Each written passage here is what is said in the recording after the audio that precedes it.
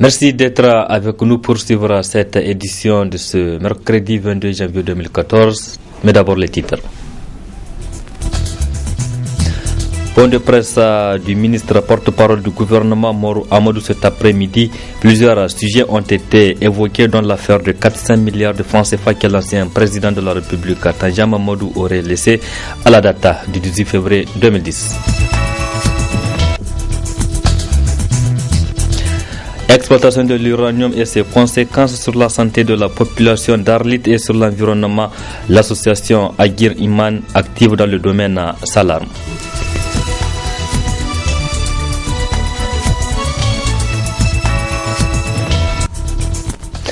Mesdames, Messieurs, bonsoir et merci d'être sur la télévision là-bas pour suivre cette édition. L'affaire de 400 milliards de francs CFA que l'ancien président de la République Tanja Mamadou aurait laissé à la date du 18 février 2010, l'assainissement et certains propos tenus par des concitoyens qui sont de nature à préserver donc la cohésion et la quiétude sociale. Toutes ces questions étaient à l'ordre du jour d'un point de presse cet après-midi du ministre porte-parole du gouvernement Morou Amadou, dont je vous propose de suivre un extrait. Il s'agit d'une affaire sur laquelle vous êtes, la première je vais dire, c'est une affaire sur laquelle vous êtes largement revenu. C'est l'affaire dite des 400 milliards de francs CFA de l'ex-président Tanja Mamadou. Le deuxième point que vous connaissez et qui alimente le climat social de notre pays, ce sont ces appels incessants et montants à la haine ethnique, à l'insurrection et au coup d'État. Et enfin, une question sur laquelle nous avons été interpellés tout au long de l'année, l'opération assainissement, depuis que j'ai annoncé en début 2013 qu'effectivement l'année 2013 sera marquée par la montée en puissance de cette opération pour laquelle le président de la République a pris des engagements importants.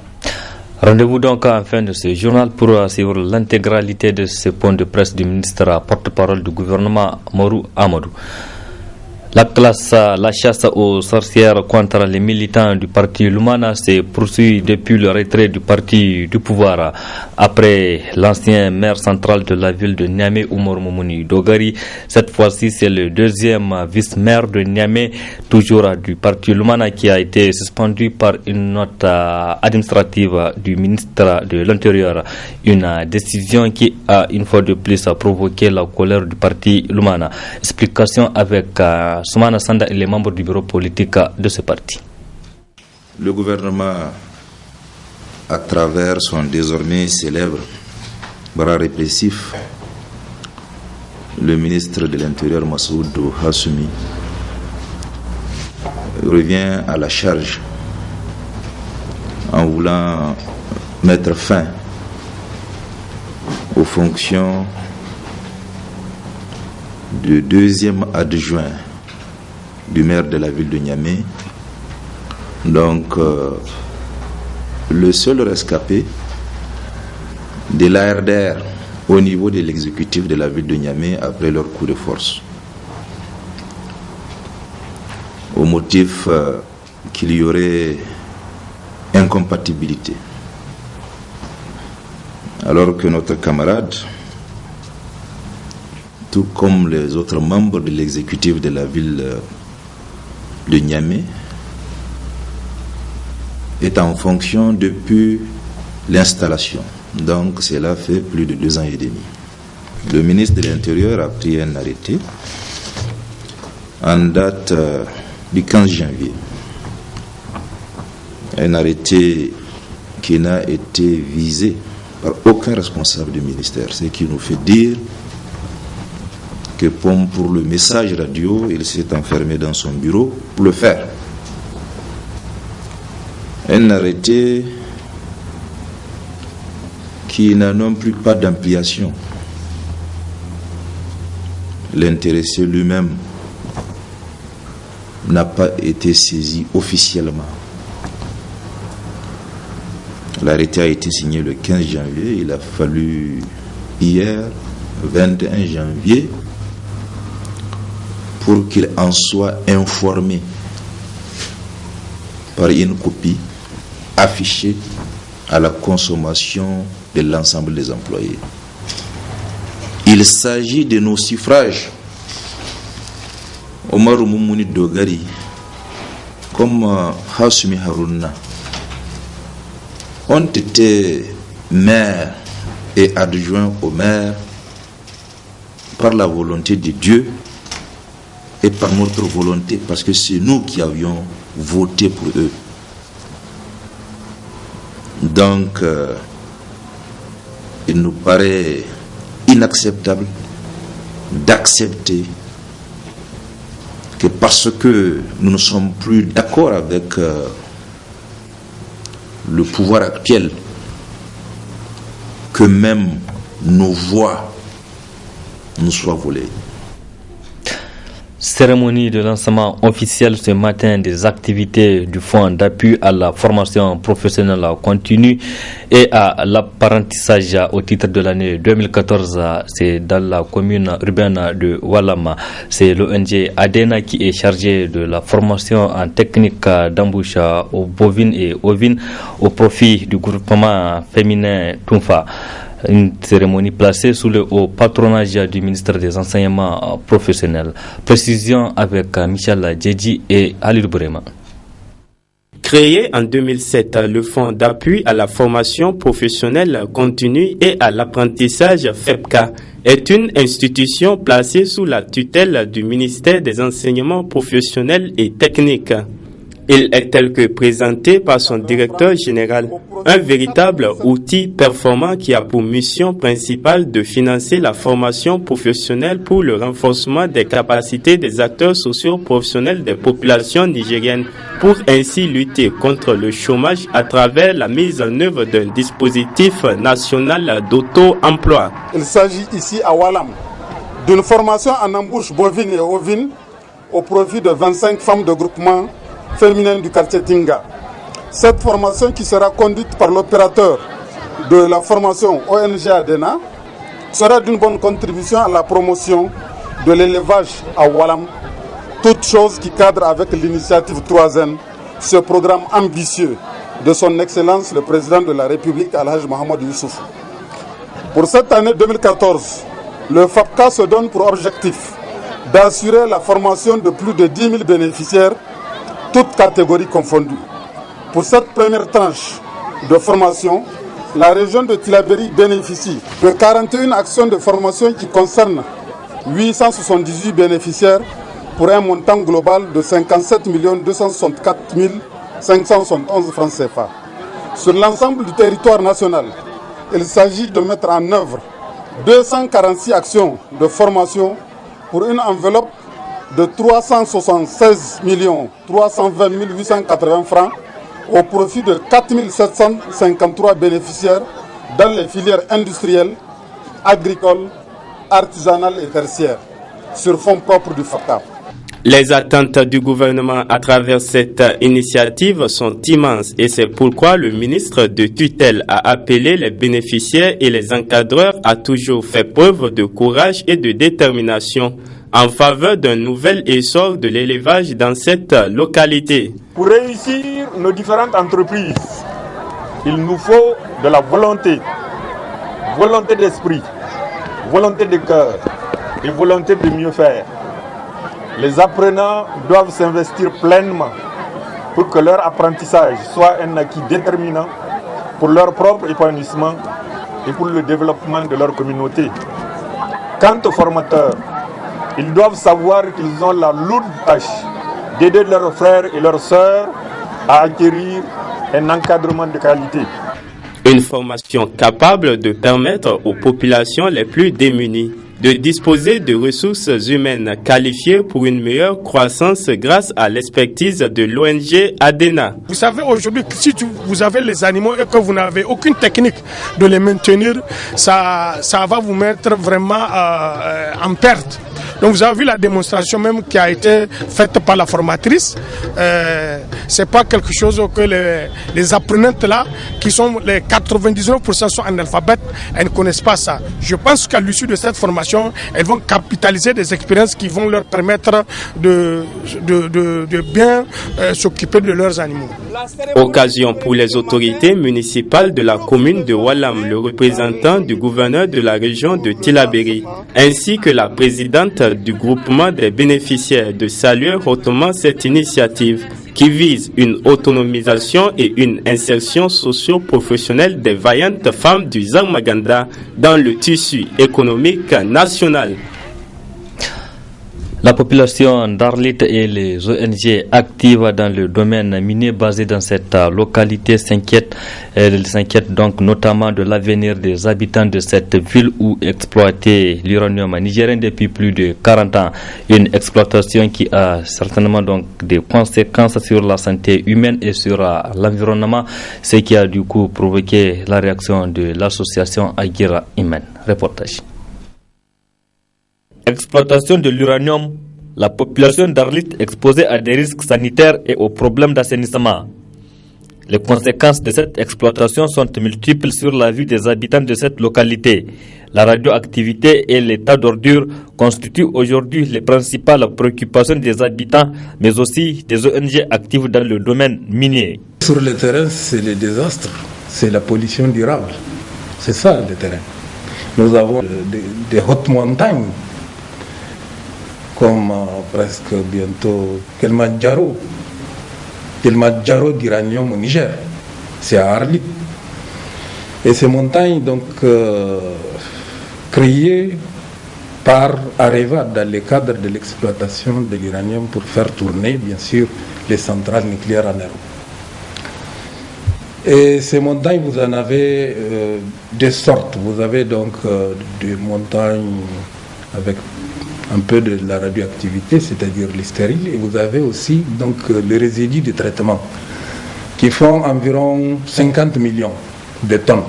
Vous avez 45 millions de tonnes entre Soumaïr et Cominac de déchets de traitement, plus donc l'état de lixiviation qui ont été, vous arrivez tout de suite à 50 millions de tonnes de déchets radioactifs qui sont donc exposés à l'air libre à Arlit. Et qui ont bien sûr une vie entre 4,3 milliards d'années et qui contient bien sûr les environ 80% de la radioactivité. Ces déchets dans d'autres pays sont automatiquement jetés dans l'eau pour isoler le radon. Chez nous, c'est à l'air libre, je dis bien à l'air libre. Une situation qu'a officiellement reconnue le ministre des Mines lors de sa récente sortie médiatique. Mais des dispositions sont en train d'être prises pour éviter tout risque de contamination et de dégradation de l'environnement. Le ministre Omar Hamidou Tchana. À Arlit, on assiste à un spectacle de désolation. On voit des monticules de sable et de stériles. Cela nous a interpellés à plusieurs reprises et je peux vous assurer que nous avons, en relation avec la direction départementale des mines d'Arlit et puis la direction régionale, nous mettons tout en œuvre pour que les dispositions qui concernent l'environnement soient respectées, en relation bien sûr avec le ministère en charge de l'environnement. Pour ce faire, il y a même un observatoire de la santé qui a été créé dans ce sens pour veiller justement à cela. Je lis cet observatoire à la santé des anciens miniers. Malheureusement, ça c'est les risques du métier. Le travail dans les mines, surtout les mines d'uranium, expose à une certaine radioactivité qui sont des maladies professionnelles. Il est important que les sociétés aient une politique pour que les anciens employés puissent être à l'abri des conséquences de leur travail. Pour le président de l'ONG Agir Inman, l'observatoire de santé n'existe que du nom. Les populations des localités concernées ne profitent pas du tout de ces services. C'est une mascarade, encore une fois de plus, c'est façon Areva. Areva a voulu créer une association composé de l'État du Niger, composé de la société civile pour faire un observatoire de santé. Déjà, voyez-vous, quand on parle d'une association, est-ce que moi, en tant que société civile, j'ai pollué la nature pour faire partie d'une association? Non, il ne s'agit pas d'association, il s'agit pour nous de ce que la loi appelle pollueur-payeur. C'est Areva qui a pollué l'environnement, c'est Areva qui a pollué la population, c'est Areva qui doit payer. Je ne vois pas pourquoi notion d'association. Donc, pour nous, ce n'est pas cet observatoire de santé. D'ailleurs, comme le plan Conter, bloqué par Areva et bloqué par Areva, il y a aussi le plan Conter, qui fait partie des réponses données par Areva aux questions posées par la société civile nigérienne, c'est-à-dire l'observatoire de santé, le plan de Conter, et qui aujourd'hui ne marche pas, car Areva a mis fin à ces activités, que nous déplorons, que nous dénonçons, parce que nous pensons que ces mécanismes, ces outils, qui est l'observatoire de santé, qui est le plan Conter, qui est le ramassage des produits chimiques sur les corridors, c'est des choses qu'il faut maintenir. Vraisemblablement, l'exploitation de l'uranium n'a fait que contribuer à la dégradation de la santé de la population d'Arlit qui crie aujourd'hui au secours face aux dangers auxquels la ville d'Arlit et ses habitants sont exposés. Actualité sur le continent toujours reste dominée par la situation en Centrafrique. L'élection de Catherine Samba Panza à la tête de ce pays pour diriger la transition continue toujours de susciter des réactions de par le monde. Pour l'observateur de la scène politique internationale Al-Qassem Abdurrahman, il ne faut pas précipiter les choses pour organiser les élections. Pour lui, il serait mieux de respecter donc les accords de Libreville. On l'écoute. Et si on se réfère à la joie qu'avait eu la population centrafricaine ou bien de Bangui par rapport à son élection, ça veut dire qu'on peut avoir un certain espoir, de dire que sûrement elle peut aller, les gens sont confiants, surtout que les gens n'ont aucun doute par rapport à son intégrité et par rapport à son impartialité et la neutralité qu'il a caractérisée pendant tous ces mois de crise, de conflit. Je pense que dans un premier temps, son rôle, son calendrier ou bien la description de la tâche qui est la sienne pour le moment, c'est de pouvoir apaiser la tension et amener les différents belligérants à déposer les armes et à pouvoir organiser les élections comme convenu en 2015. Même si que par ailleurs, la France a demandé si possible de pouvoir organiser ces élections avant la fin 2014. Moi, je pense que le mieux serait de respecter le calendrier de Libreville. Donc voilà, par rapport à la transition qui demandait à ce que les élections générales soient organisées en 2015. Et surtout qu'après ces négociations de Libreville, beaucoup d'imprévus se sont invités dans la scène politique centrafricaine. Après, il y avait eu cette histoire de Séléka, maintenant il y avait eu cette division ce conflit entre les musulmans et les chrétiens. Donc ça, c'est le stade où on est d'abord, en attendant qu'Akmi, Moujao ne s'invite dans la scène en disant que les musulmans sont torturés, sont assassinés et tout ça. Donc voilà, il faut pouvoir vraiment se permettre, se donner le temps qu'il faut pour pouvoir désarmer, apaiser, calmer et pardonner et accepter d'aller aux élections. Donc moi, c'est ce que je pense. Mais les élections de la précipitation, en tout cas aujourd'hui, Centrafrique n'a pas besoin de ça. Donc franchement, c'est un conflit qui vient de commencer et qui a fait beaucoup de morts. Il a fait beaucoup de morts, il est en train de faire beaucoup de morts chaque jour que Dieu fait. Donc pour gérer ce conflit, je pense que vraiment il faut que les gens se donnent la latitude et le temps qu'il faut pour le gérer, pour arrêter cette catastrophe. Comme annoncé, place à présent à la partie magazine consacrée au point de presse animé cet après-midi par le ministre porte-parole du gouvernement Mourou Amadou. Ce point de presse donc a porté sur l'affaire de 400 milliards qu'aurait laissé l'ancien président de la République Tanja Mamadou, l'assainissement et certains propos tenus par des concitoyens, des propos de nature à préserver la cohésion sociale. très bonne réception. Il s'agit d'une affaire sur laquelle vous êtes, la première je vais dire, c'est une affaire sur laquelle vous êtes largement revenu. C'est l'affaire dite des 400 milliards de francs CFA de l'ex-président Tanja Mamadou. Le deuxième point que vous connaissez et qui alimente le climat social de notre pays, ce sont ces appels incessants et montants à la haine ethnique, à l'insurrection et au coup d'État.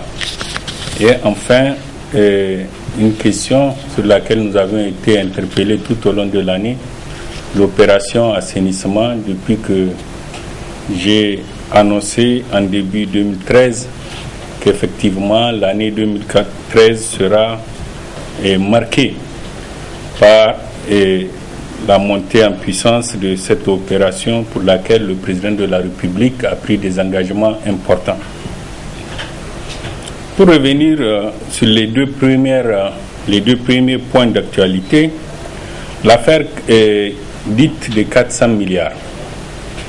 Vous rappelez tous que ce fut le 26 octobre 2013, à son domicile, que l'ex-président Tanja Mamadou, recevant une délégation venue de Tawa, et les a entretenus durant 3 heures 9 minutes, entretien au cours duquel il a prétendu avoir laissé à sa chute 400 milliards de francs CFA et qui se sont volatilisés. Ces prétentions, au demeurant vieilles, et qui ont par ailleurs fondé beaucoup d'appels que nous avons entendus sur l'audit de la transition conduite par le général Salou, nous a amené à instruire le parquet général pour qu'une enquête soit ouverte sur ces déclarations qui ont été, vous le savez, tous soutenues d'ailleurs. Et même lorsque le gouvernement avait fait le choix de faire intervenir les spécialistes de ces questions, notamment le directeur général du Trésor, nous avons entendu ici et là que le gouvernement voulait noyer le poisson.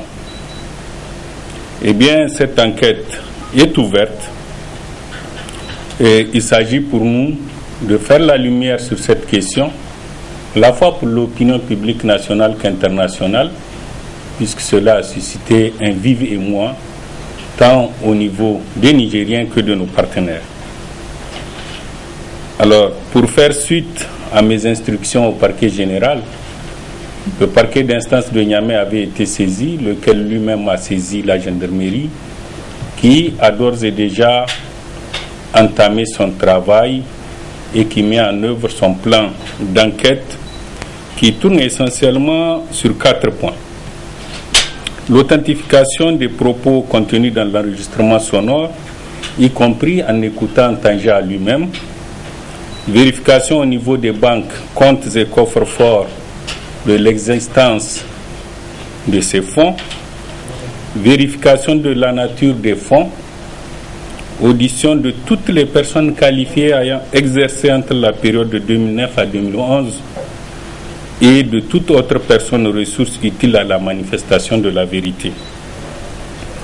Et ce ne sera pas moins de 40 personnes, entre personnalités hauts fonctionnaires, qui seront entendues. Je me devais de faire ce point parce que à chaque fois qu'on dit qu'une enquête est ouverte, les gens attendent que dans une semaine on dit c'est terminé, voilà les résultats. Le moment venu, que je ne peux a priori pas déterminer, et un point vous sera fait et vous serez tous informés des résultats de la dite enquête. Et bien sûr, des mesures qui seront prises à la suite des résultats de ces enquêtes. Mesdames et messieurs les journalistes, des appels à la haine ethnique, à l'insurrection et au coup d'État, et vous les connaissez plus que moi parce que ce sont essentiellement vos organes que certaines personnes, au dessein inavoué, utilisent pour dire ce qu'ils ont dans les entrailles et des propos qui ne sont ni conformes à la démocratie ni à l'état de droit. En effet, nous sommes dans un système démocratique. Le président de la République, vous le savez tous, est élu pour 5 ans. Il n'y a aucun moyen, si ce n'est illégal et anticonstitutionnel, d'écouter le dit mandat. Or, nous avons entendu sur des médias des gens menaçant jusqu'à aller déloger tour à tour le Premier ministre et le président de la République dans un style insurrectionnel de type, nous dit-on, du printemps arabe. C'est inacceptable et nous n'allons pas accepter ça. Nous avons entendu des gens dire qu'ils prieraient, que certains seraient en train de prier pour qu'il y ait un coup d'État dans ce pays. Ils l'ont dit de vive voix, mot pour mot. Certains ont dit dans d'autres cadres, et c'est toujours sur des supports ou presse écrite ou à l'occasion de conférences débats ou simplement à l'occasion des débats ou des interviews, que dans un an, ce régime va tomber. Or, ce régime-là, ce mandat-là, doit finir en 2016. Donc, il n'y a aucun moyen légal ou constitutionnel pour que quelqu'un puisse soutenir que dans un an, ce régime va tomber. Si, comme je vous l'ai dit,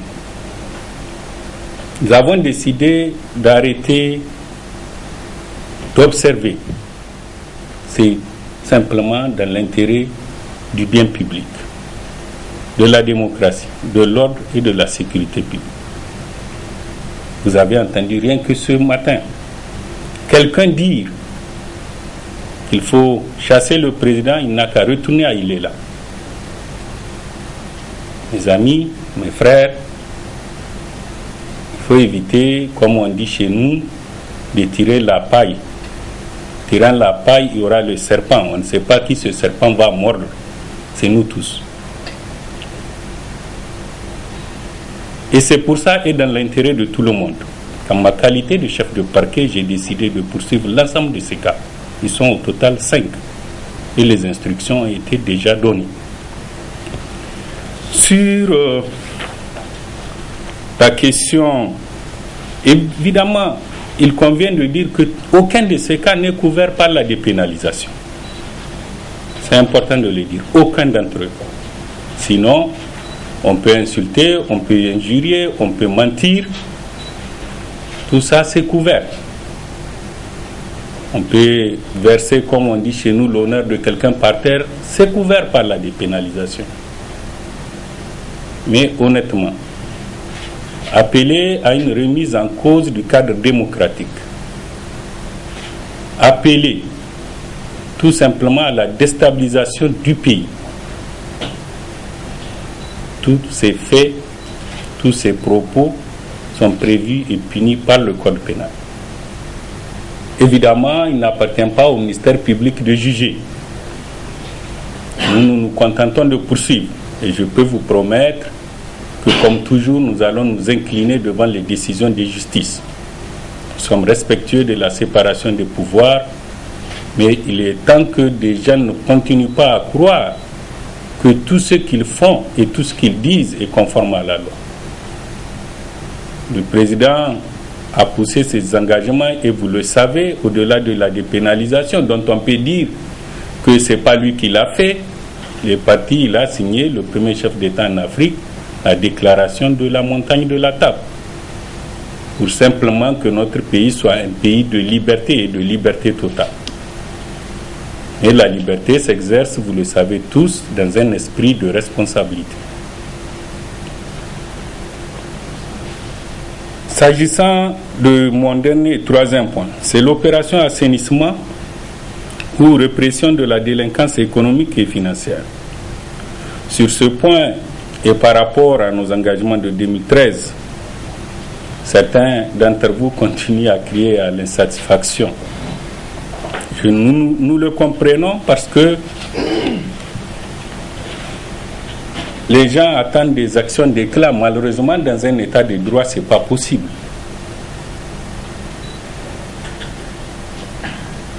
je peux simplement vous assurer que depuis, la justice a beaucoup travaillé. Pas moins de 33 dossiers sont aux portes des cours d'assises. Et quand je dis cour d'assises, c'est-à-dire que ces dossiers sont déjà à la cour d'appel. Soit parce que le dossier est déjà terminé et renvoyé devant la cour d'assises, ou qu'ils sont pendant devant la chambre d'accusation. S'agissant du tribunal de grande instance hors classe de Niamey et des autres tribunaux, je ne peux vous dire quels sont les nombres de dossiers de délinquance économique et financière qui sont pendants. Ils sont nombreux.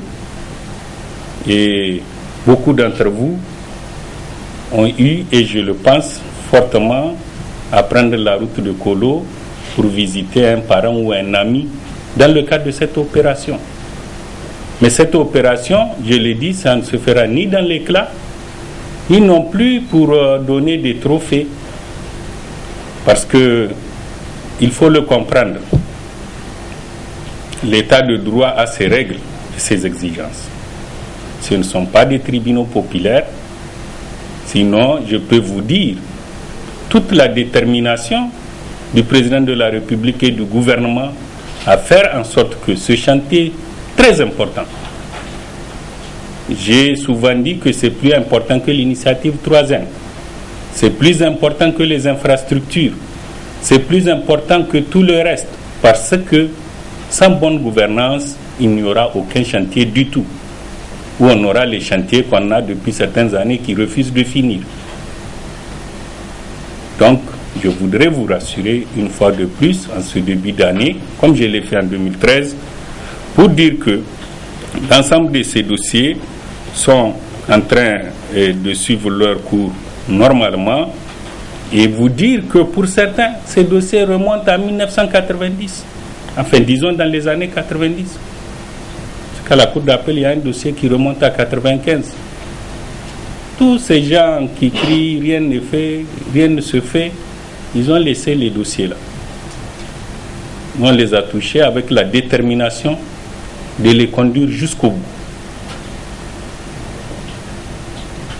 Il y a eu, beaucoup ont crié leur insatisfaction, des libertés provisoires par-ci, des non-lieux par-là.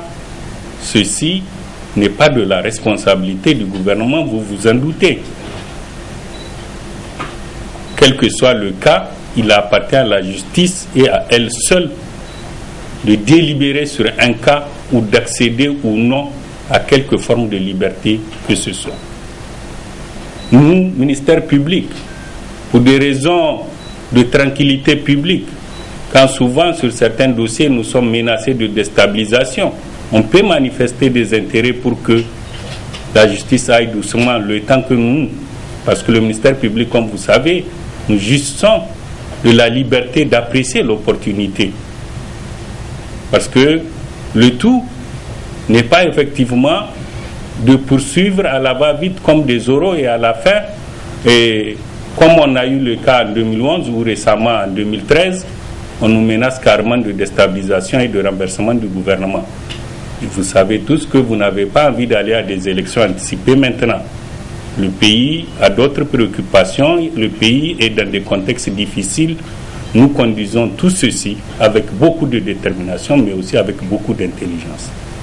Voilà, mesdames et messieurs, ce que j'ai voulu faire en faisant le point avec vous de nos engagements de 2013, en vous disant que cette détermination sera renouvelée en 2014 et sans doute que vous aurez les premiers résultats, peut-être aux assises de novembre, ou si les dossiers sont assez nombreux, nous pourrons faire des sessions extraordinaires des cours d'assises pour que vous ayez les jugements. Parce que les libertés provisoires n'engagent que ceux qui les ont eues.